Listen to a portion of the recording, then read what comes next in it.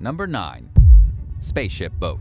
Located along the Columbia River in Oregon, Sauvie Island is home to a clothing-optional beach called Collins Beach. But it doesn't only attract visitors who like to swim and sunbathe in the buff. There's a mysterious graffiti and moss-covered UFO-like structure on the property that draws in curious urban explorers. Measuring roughly 30 feet in diameter, it looks like it could very well be a derelict spaceship. But this otherworldly contraption was not designed to fly. It's actually an experimental boat that was built around 1970 with a material called ferro-cement, which is made of mortar and light wire steel mesh. And while it looks characteristic of the bizarre inventions that DARPA is known for funding, you might be surprised to learn that it wasn't the brainchild of a secretive government project. The boat was built by a local family who used it for several decades before leaving it in its current place. Visitors are urged to use caution because it's aging and starting to slowly fall apart. Oh, and anyone who goes there in the summer should be aware that they will probably see some nudity. Number 8. Potomsky Crater. Irkutsk Oblast is a vast region of southeastern Siberia. It occupies a nearly 300,000 square mile area and is sparsely populated, with just over 2.4 million residents. A thick, dense layer of trees blankets the majority of the landscape, which consists of hills, valleys, and plateaus. In the middle of this seemingly endless forest, there's a peculiar limestone formation called the Potomsky Crater.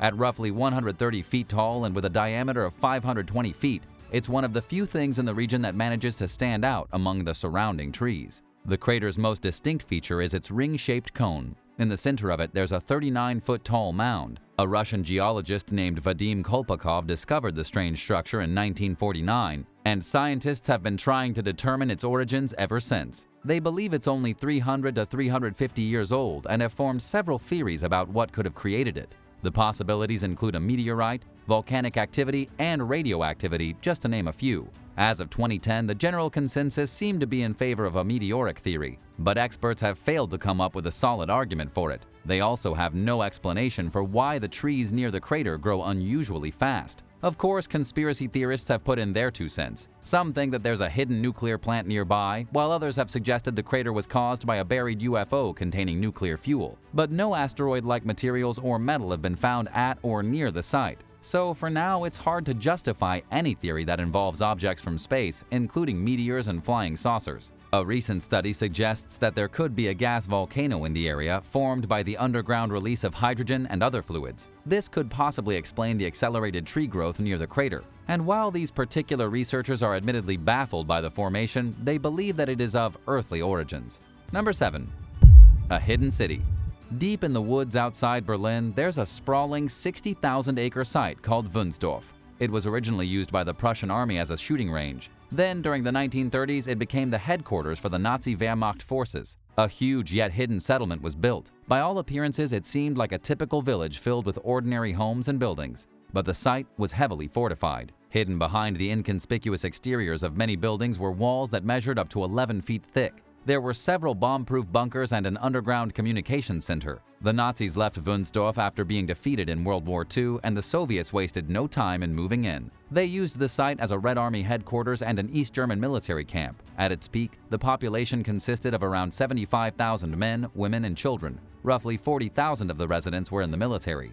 Life at Wunsdorf was strict. Soldiers were banned from taking vacations and couldn't receive visits from anyone who lived off-site, including family members. But there were some advantages to living in the hidden community, which offered a much higher quality of life compared to the standard for East Germany at the time. It had schools, shops, a concert hall, a pool, and a theater, along with some luxury accommodations that not everyone on the outside had access to. The last Soviet soldiers at Wunsdorf left in 1994 after the Iron Curtain fell. They received just 12 hours notice before they had to be gone. Meals were left half-eaten, pets were abandoned, and belongings were left behind as everyone scrambled to vacate the premises. Some of the buildings have been converted into apartment complexes, others remain frozen in time. A lone groundsman does his best to take care of the decaying structures. The property is filled with Cold War relics, including 2 Vladimir Lenin statues and other artwork. It's one of the few abandoned Soviet sites in Germany that are open to the public. Number 6. Rainbow Swamp. In 2018, a photo of a swamp filled with vivid multicolored water went viral on social media.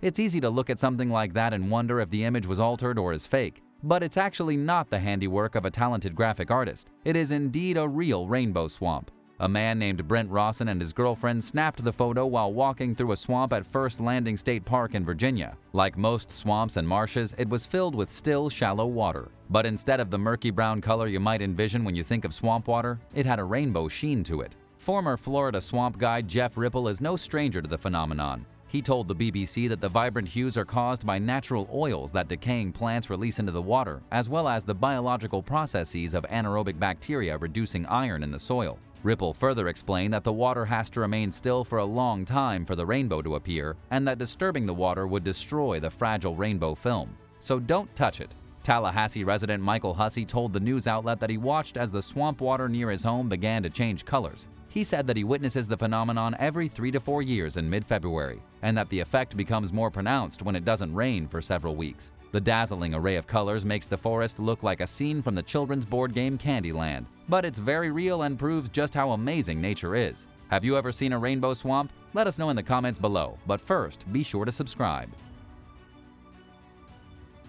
Number 5. Rainbow trees.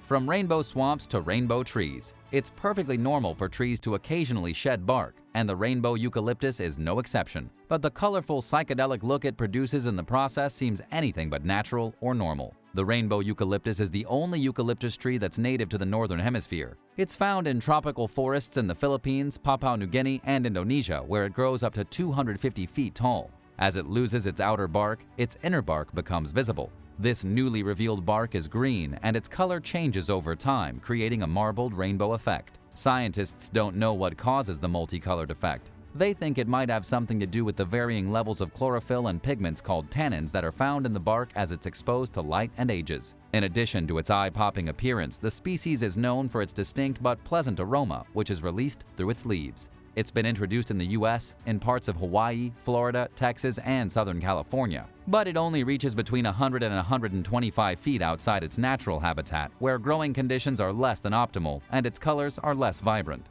Growing a rainbow eucalyptus tree outside its native region requires a lot of hard work. The species is used to full sun, lots of rain, and moist soil. It can only survive in a frost-free environment, requires a lot of watering, and is extremely large. The tree's roots can damage sidewalks, home foundations, and other fixtures, especially in small yards where it doesn't have the room it needs to thrive. In other words, the best way to enjoy the rainbow eucalyptus tree is to travel to the remote tropical forests it grows naturally in and catch a glimpse of it firsthand. Number 4.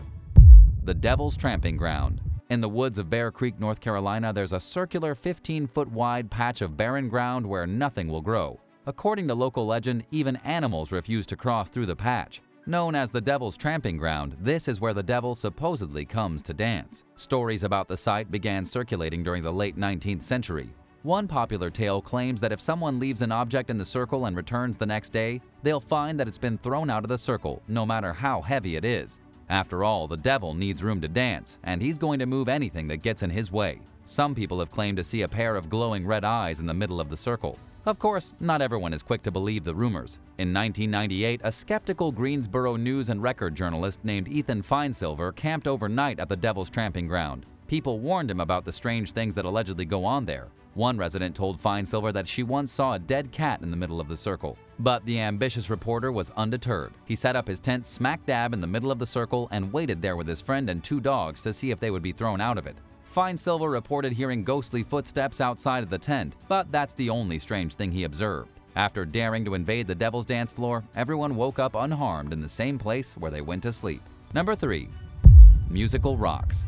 In Bucks County, Pennsylvania, there's a 7-acre field filled with a 10-foot thick layer of boulders. Known as Ringing Rocks Park, the site is surrounded by a large forest near the rural village of Upper Black Eddy. The boulders don't look like anything special at first glance. They're made up of pretty standard materials like iron and hard minerals, but they're far from ordinary, and if you hit the rocks with a hammer, you'll start to understand why. Around 1/3 of the boulders emit an audible bell-like tone when tapped. A 1965 study found that all the rocks vibrate and ring, but many do so at lower tones than humans are capable of hearing with the naked ear. Scientists haven't figured out what gives the rocks their musical quality. Geologists think that the ringing effect is caused by stresses in the rocks. They also suspect that the freezing and thawing cycle that created the boulders may have something to do with their unique sound. Some people see this uncertainty as evidence that the rocks possess supernatural qualities. But just because experts are stumped, it doesn't mean a rational explanation doesn't exist. In fact, there's a lot we don't know about the world around us. The good news is that we're constantly learning, so maybe we'll eventually understand the surprisingly pleasant sound of these natural chimes. Ringing rocks are found in several places throughout the world, including elsewhere in Pennsylvania and in parts of Montana and Australia.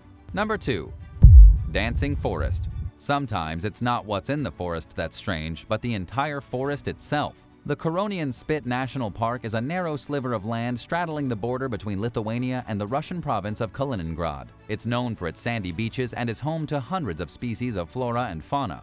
The region is perhaps most famous for a grove of oddly shaped pine trees called the Dancing Forest. Their trunks grow in a variety of strange, twisting shapes and directions. Some spiral toward the ground and then jut toward the sky, while others grow horizontally or take on a corkscrew-like appearance. These so-called drunken pines were planted during the 1960s to stabilize the Curonian Spit's giant dunes. Nobody expected them to grow so strangely, and scientists don't know why this happens. An ecologist and park employee named Irena told the Daily Telegraph that pine shoot moth caterpillar larvae may have infected the trees when they were saplings, causing their young trunks to distort. Local folklore offers a much different explanation. According to one story, a prince crossed paths with a beautiful girl who was playing a lyre in the forest. He asked her to marry him. She agreed, but only if he converted to Christianity. The skeptical prince asked the young woman to demonstrate the power of her god to him, so she went back to playing her lyre and the trees started to dance. And they apparently must have frozen in place during the demonstration. Number 1.